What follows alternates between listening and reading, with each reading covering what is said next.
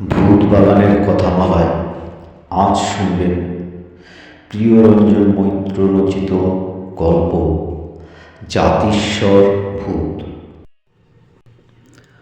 মাথাটা লাট্টুর মতো 7 পাক ঘুরিয়ে পিপিং বলল, এমন অবস্থা করব যে আর কোনো দিন আমাদের অপমান করতে সাহস পাবে না ওই মানুষের ছেলেগুলো।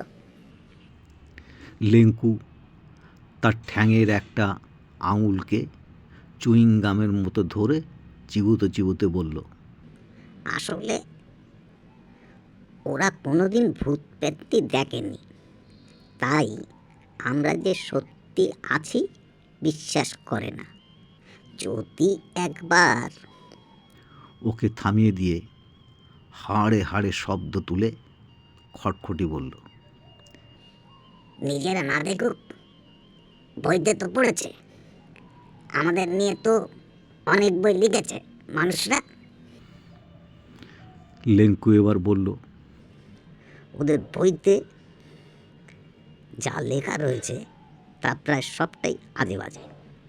ওই তো সেই দিন বেড়াতে বেড়াতে যখন মুখের যে বাড়ি গিয়েছিলাম, তখন সেই বাড়ির ছেলেটা তার বোনকে একটা গল্প পড়ে শোনাচ্ছিল। গল্পটা আমাদের নিয়েই, কিন্তু এমন লিখেছে না, হাসতে হাসতে মরে যাই আর কি। তা ওসব অবাস্তব গল্প সাহসী ছেলেরা বিশ্বাস করবে কেন? পিপিং বলল, বিশ্বাস করুক না করুক, তাই বলে অপমান করবে, বলবে ভূত টুত কিছু নেই, সব বুঝলো কি। একটা ছেলে আবার বলে কি না, যদি সত্যি কোনো ভূত দেখতে পেতাম তো তাকে চেন দিয়ে বেঁধে কুকুর পোষার মতো পুষতাম। কি সাংঘাতিক কথা, কি অপমান। ভূতেদের এইসব কথাবার্তার মাঝখানে আগের ঘটনাটুকু বলি। ঝন্টু, দীপু, হরি, জয় এরা সবাই ঠাকুরপাড়ার ছেলে। প্রতিদিন স্কুল মাঠে খেলতে যায় ওরা, ফেরে সন্ধ্যার সময়। গতকাল খেলা শেষ, ময়নাপাড়ার সঙ্গে ফুটবল ম্যাচের ব্যাপারটা নিয়ে আলোচনা করতে করতে ফিরছিল। সবার আগে হাঁটছিল হরি। কামারপাড়া ছাড়িয়ে মাটির রাস্তাটা গিয়ে উঠেছে খালের ওপারে কাঠের পোলটায়। পোলটার আগে একটা বহু দিনের বটগাছ। ওই বটগাছের কাছাকাছি এসেই থমকে দাঁড়িয়েছিল হরি। সে দাঁড়াতেই দাঁড়িয়ে পড়েছিল দলের আর সবাই। একদিন আগে ওই বটগাছে গলায় দড়ি দিয়ে হারুর বাবা মতি মরেছিল। মতির সেই জিভ বেরিয়ে আসা বিভৎস মুখটা মনে পড়তেই ভয়ে দাঁড়িয়ে পড়েছিল হরি। দীপু জিজ্ঞেস করেছিল, কী রে, দাঁড়ালি কেন? হরি বলেছিল, ওই গাছে ভূত আছে। দীপু বলেছে, ধুত, ভূত টুত বলে কিচ্ছু নেই, সব বুঝলো কি। জয় বলেছিল, ঠিক বলেছিস। ঝন্টু বলেছিল, আমি যদি সত্যি কোনো ভূত দেখতে পেতাম তো তাকে চেন দিয়ে বেঁধে কুকুরের মতো পুষতাম। ওরা যখন এইরকম কথাবার্তা বলছিল, তখন পিপিং নামে ভূতটা ঠ্যাং দিয়ে বটগাছের একটা ডাল আঁকড়ে ধরে মাথা নিচু করে দোল খাচ্ছিল। ওদের কথা শুনে রেগে গিয়েছিল সে। একবার ভেবেছিল তাড়া করে ছেলেগুলোকে, কিন্তু ঠিক সাহস পায়নি। যদি সত্যি ধরে নিয়ে গিয়ে চেন দিয়ে বেঁধে রাখে, মানুষকে বিশ্বাস নেই। ছুটে চলে আসছিল ওদের আস্তানা হাজিরগড়ে।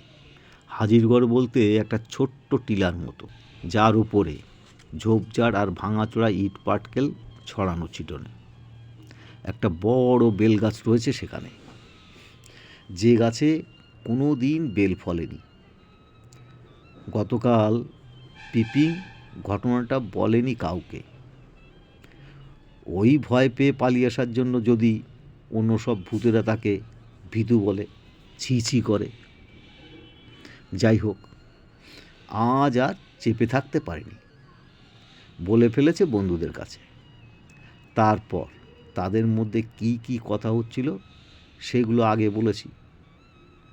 কিছুক্ষণ পরামর্শ করে পিপিং, লেঙ্কু আর খটখটি ঠিক করলো আজ যখন খেলে ফিরবে ঠাকুরপাড়ার ছেলেরা, তখন ওরা এমন ভয় দেখাবে যে আর কোনো দিন ভূতেদের হেলাফেলা করতে সাহস পাবে না। সব ঠিকঠাক করে সন্ধ্যার আগে ওরা গেল সেই বটগাছতলায়। একজন উঠল গাছে, অন্য দুজন লুকিয়ে রইল ধান খেতে। ঠাকুরপাড়ার ছেলেরা আজও একসঙ্গে ফিরছিল। বটগাছের কাছে এসে গতকালের মতোই থমকে দাঁড়ালো হরি। বলল, গাটা কেমন ছমছম করছে রে। ওর পিঠে একটা চাপড় মেরে দীপু বলল, তুই 1 নম্বর ভীতু। বলছি না ভূত টুত বলে কিচ্ছু নেই, ও সব বুজরুকি। ওর কথা শেষ হলো না, সকলেই চমকে উঠল 3টি অদ্ভুত মূর্তি দেখে। 3টি মূর্তির চোখগুলো জ্বলছে নিভছে, আর একই সঙ্গে হাসছে তারা খিক খিক খিক খিক করে, আকাশ বাতাস কাঁপানো হাসি। হাসি থামিয়ে এক ছায়া মূর্তি বলল, আমরা বুঝলু, আমাদের চেনে বেঁধে রাখবি। আয় নে বাদ দেখি। ঝন্টু, দীপু, জয় হরির দিকে এগিয়ে আসতে লাগলো। অদ্ভুত কিম্ভূত দেখতে পিপিং, লেঙ্কু আর খটখটি। এতক্ষণও অবাক চোখে ওদের দেখছিল। ঠাকুরপাড়ার ছেলেরা যখন দেখলো খুবই কাছে এসে পড়েছে, তখন পড়ি করে ছুটলো সবাই। ছুটতে ছুটতে আবার সেই আকাশ বাতাস কাঁপানো বিশ্রী হাসি শুনতে পেল, কিক কিক কিক কিক করে হাসছে। ওদের মধ্যে হঠাৎ দীপু শুনতে পেল কোনো এক ভূত তার নাম ধরে ডাকছে, বলছে, দীপু পালাস নে, আমি তোর। শেষে কি বলল ভূতটা শুনতে পেল না দীপু। ঠাকুরপাড়ার ছেলেরা পালিয়ে যাবার পর পোলটার কাছে ভাঙা দোকানটার পেছনে হঠাৎ হাত পা ছড়িয়ে কাঁদতে বসলো পিপিং। কাঁদতে কাঁদতে বলতে লাগলো, হায় এ কী করলাম। দীপুর যে মৃগী রোগ আছে, ভয় পেয়ে যদি ওর রোগ বেড়ে যায় তবে কি হবে। হায় হায় হায়, এ কী করলাম আমি। পিপিংয়ের কথা শুনে অবাক হলো লেঙ্কু, খটখটি। ওরা যত থামাতে চায় পিপিং ততই কাঁদে। ওরা বুঝতে পারছে না আসলে কি বলতে চাইছে পিপিং। ওরা ভাবলো নিশ্চয়ই মাথা খারাপ হয়েছে পিপিংয়ের, নইলে এসব আবোল তাবোল বকবে কেন। এক্ষুনি ওকে বিচুটি পাতার রস খাওয়ানো দরকার। বিচুটি পাতার রস পাগল ভূতদের মহা ঔষধ। তবে ওই রস সহজে খেতে চায় না কেউ, ভীষণ ভয় পায়। লেঙ্কু খটখটিকে বলল, চল রে খটখটি, বগল দাবা করে নিয়ে যাই পিপিংকে। ওকে বোধহয় বিচুটি পাতার রস খাওয়াতে হবে। বিচুটি পাতার কথা কানে যেতেই কান্না থামিয়ে উঠে দাঁড়ালো পিপিং। বলল, আমি পাগল হইনি, হঠাৎ গত জন্মের কথা মনে পড়ে গেছে আমার। গত জন্মে আমার নাম ছিল তারাপদ, বাড়ি ছিল ঠাকুরপাড়ায়। বাড়িতে আমার মা, বউ, ভাই বউ সবাই ছিল, হয়তো এখনও আছে। আমি নারকেল পাড়া গিয়ে গাছ থেকে পড়ে গিয়ে মরেছিলাম। ওই যে ছেলেগুলো, ওর মধ্যে একটা ছেলের নাম দীপু, ও আমার ভাইপো। আজ হঠাৎ চিনে ফেলেছি ওকে। খটখটি বলল, তোর মাথাটা সত্যি খারাপ হয়ে গেছে রে পিপিন। কত জন্মে কে কি ছিল কেউ বলতে পারে? চল চল বাড়ি চল। গড়ে ফিরতে ফিরতে গত জন্মের আরও অনেক কথা বলতে লাগলো পিপিং। তবে তার কোনো কথাই বিশ্বাস করল না লেঙ্কু, খটখটি। তারা গিয়ে এ অঞ্চলের ভূতেদের ডাক্তার জিরজিরেকে বলল সব। জিরজিরে বলল, সবে পাগলামিতে ধরেছে। এখন থেকে এই বিচুটি পাতার রস খাওয়ালে অল্পেই সেরে যাবে। পিপিংয়ের প্রবল বাধাদান সত্ত্বেও ওকে জোর করে বিচুটি পাতার রস গিলানো হলো। সেই রস খেয়ে ছটফট করতে লাগলো পিপিং। কাঁদতে কাঁদতে বলল, আমি পাগল হইনি, আমার কথা সত্যি কি মিথ্যে ঠাকুরপাড়ায় গেলে প্রমাণ পাবে তোমরা। কিন্তু ওর কোনো কথাই গ্রাহ্য করলো না কেউ। পরদিনও আবার জোর করে বিচুটি পাতার রস গেলানো হলো। পিপিং ভাবল এখান থেকে না পালালে বাঁচবে না সে, কিন্তু যাবে কোথায়? অনেকক্ষণ ভেবে সে স্থির করলো বাড়িতেই ফিরে যাবে।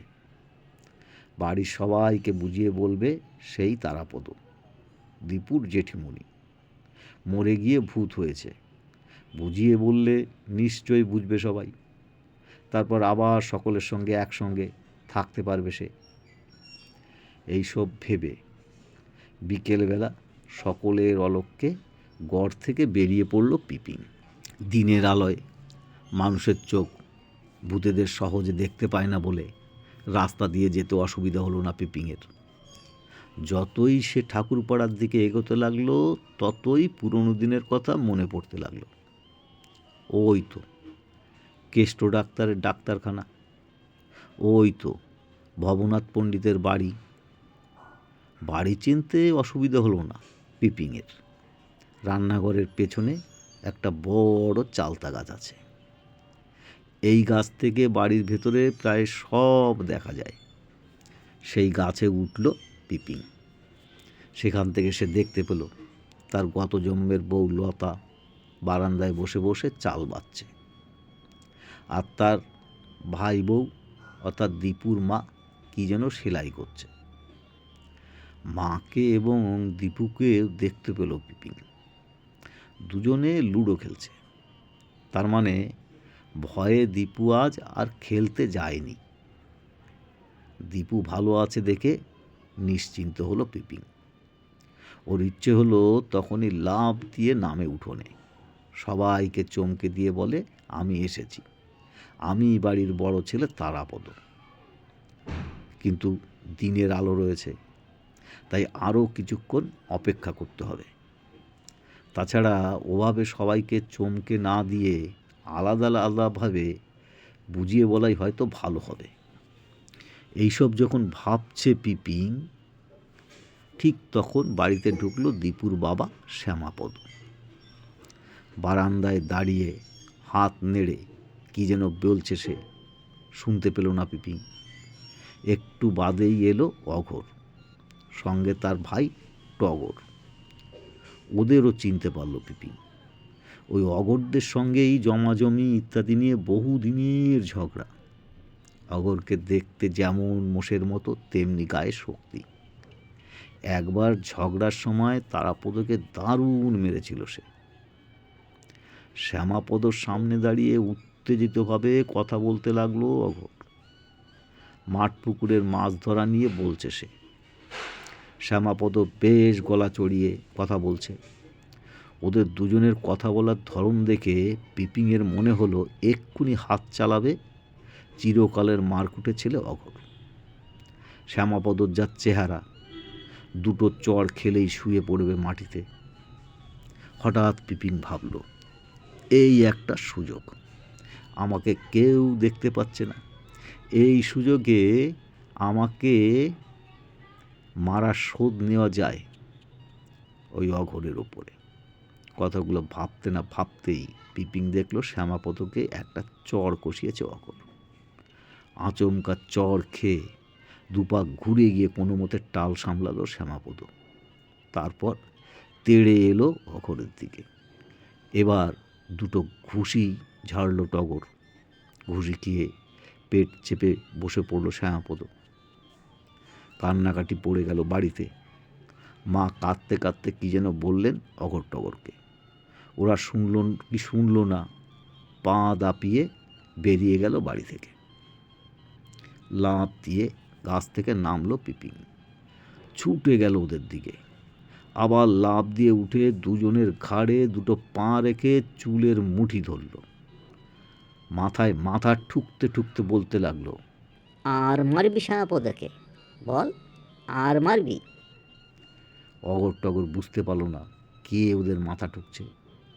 যন্ত্রণায় চিৎকার করতে লাগলো তারা, বলতে লাগলো, এবারের মতো ছেড়ে দাও, আর কোনো দিন মারবো না। পিপিং বলল, আমি শ্যামাপদর দাদা তারাপদ, এখন থেকে বাড়িতেই থাকবো। যদি আর কোনো দিন এ বাড়ির সঙ্গে গোলমাল পাকাবি তো ঘাড় মোটকে দেবো তোদের, মনে থাকে যেন। এই কথা বলে ওদের ঘাড় থেকে নেমে দুজনের পিঠে দুটো লাথি কষালো সে।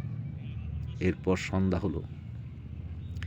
মা আন্নিকে বসলেন, শ্যামাপদ পড়াতে বসলো দীপুকে। শ্যামাপদর বউ রান্নাঘরে ঢুকলো, আর লতা গেল তুলসীতলায় প্রদীপ দিতে। লতাকে একা পেয়ে ওর কাছে গেল পিপিং। লতা তুলসীতলায় প্রণাম সেরে মাথা ঠুকতেই পিপিং বলল, লতা, আমি আবার ফিরে এলাম। চমকে পেছন ফিরল লতা। তারপর পিপিংয়ের অদ্ভুত বিশ্রী চেহারা দেখে ভয়ে চিৎকার করে ছুটল শ্যামাপদর ঘরের দিকে। পিপিংও গেল পেছন পেছন। শ্যামাপদর ঘরে ঢুকে কাঁপতে কাঁপতে বলল, ঠাকুরপো, ভূত। শ্যামাপদ জিজ্ঞেস করলো, কোথায় ভূত, কোথায়? তুলসী তলায়।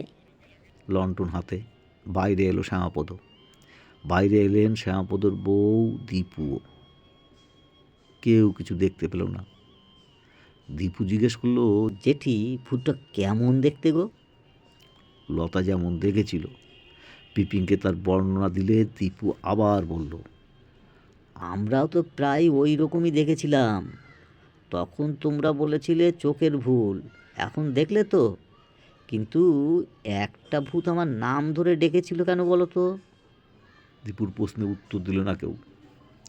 শ্যামাপদর মা লতার কাছে খুঁটি খুঁটিয়ে সব শুনল। তারপর কেমন যেন গম্ভীর হয়ে গেল। ওদের অলক্ষ্যে সবই শুনল পিপিং। ঠিক করলো সবাই ঘুমিয়ে পড়লে মায়ের কাছে যাবে সে। মায়ের বরাবরই খুব সাহস, তিনি নিশ্চয়ই ভয় পাবেন না। আর তিনি যদি বুঝিয়ে বলেন তাহলে কেউ আর ভয় পাবে না। এইসব ভেবে রান্নাঘরের চালে বসে অপেক্ষা করতে লাগলো সে। মা আজ লতার ঘরে শুতে গেছে। তিনি দরজা বন্ধ করার আগেই ঘরে ঢুকলো পিপি। আলমারির পাশের কোণটায় গিয়ে দাঁড়িয়ে রইল। লতা ঘুমানোর আগেই ঘুমিয়ে পড়ল মা। লতা ঘুমোলো একটু পরে। লণ্ঠনটা খাটের নিচে জ্বলতে লাগলো। পিপিং গিয়ে দাঁড়ালো খাটের পাশে। মায়ের মুখের উপর ঝুঁকে পড়ে ফিস ফিস করে ডাকলো, মা, মা, ও মা। কয়েকবার ডাকতেই চোখ মেললেন মা। তারপরে ভয়ার্ত চিৎকার। মায়ের চিৎকারে ঘুম ভেঙে গেল লতার। সেও চিৎকার করে উঠল পিপিংকে দেখে। ততক্ষণে পিপিং বলতে শুরু করেছে, মা, আমি তারাপদ, তোমার ছেলে। আমি মরে গিয়ে ভূত হয়েছি। আমি। কিন্তু বেশি কিছু বলতে পারল না পিপিং। দরজায় ধাক্কা দিচ্ছে শ্যামপদ আর তার বউ। মা আর লতার চিৎকারে ঘুম ভেঙে গেছে তাদের। ছুটে এসেছে তারা। এত সব হইচই এবং ভয় পেয়ে গেল পিপিং।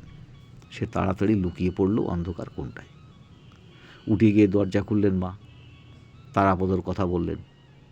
শ্যামাপদর বউ বলল, আমি বইতে পড়েছি, অপঘাতে যার মৃত্যু হয় তার আত্মা যদি আত্মীয়দের কাছে ঘোরাফেরা করে তাহলে অনেক সময় ক্ষতি হয়। মা বলল, বেঁচে থাকতে যাকে খুব বেশি পছন্দ করত, ভালোবাসত, তাকে কাছে পেতে চায়।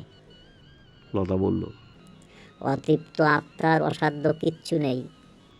শ্যামাপদ বলল, তাহলে ব্যবস্থা কিছু করা দরকার। দীপুও তো সেদিন খুব ভয় পেয়েছিল। এবার মা বলল, সকালে গিয়ে ঠাকুর মশাইকে ডেকে আনিস, তিনি কি বলেন দেখি। বাড়ির সকলের কথা শুনে মন খারাপ হয়ে গেল পিপিংয়ের। সে বুঝল যা ভেবেছিল তা হবে না। এবাড়ির কেউ তাকে আর আপন করে নেবে না। তাই সেই রাতেই সেখান থেকে বেরিয়ে পড়ল সে।